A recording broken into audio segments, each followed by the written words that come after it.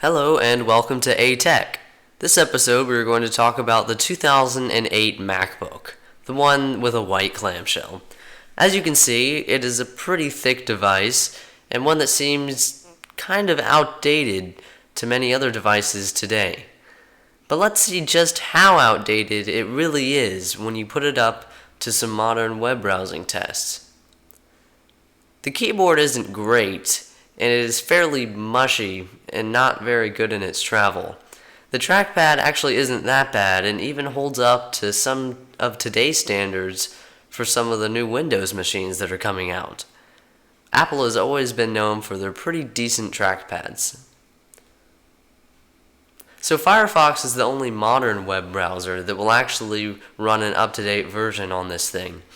And it wasn't really usable until I upgraded it from 1 to 4 gigabytes of RAM. So a lot of times, because of that outdated processor, you have to force quit apps that are taking up a lot of memory, which is something to keep in mind if you plan on buying this machine. So let's start the timer and open up Firefox. Okay, not too bad.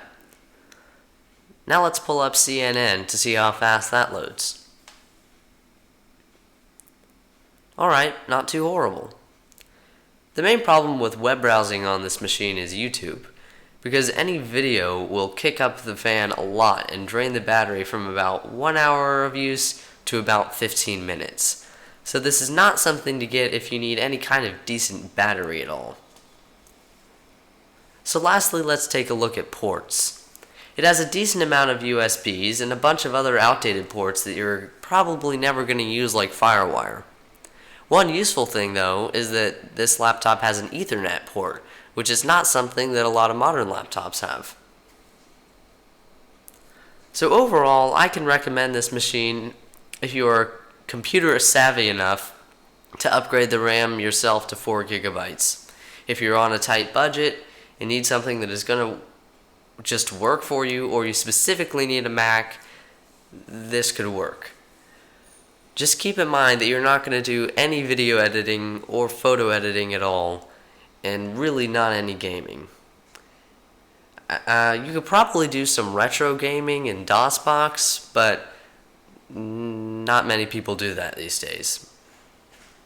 I picked this one up for about $60 on eBay, and with the RAM, that brings you up to about $80 total, which is not too bad for a computer that can still do a lot, including some retro gaming, like I said before.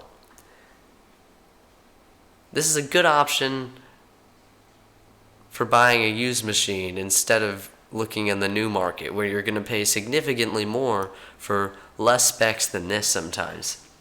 So thanks for watching. If you enjoyed this video, please leave a like and subscribe to A-Tech. Thank you.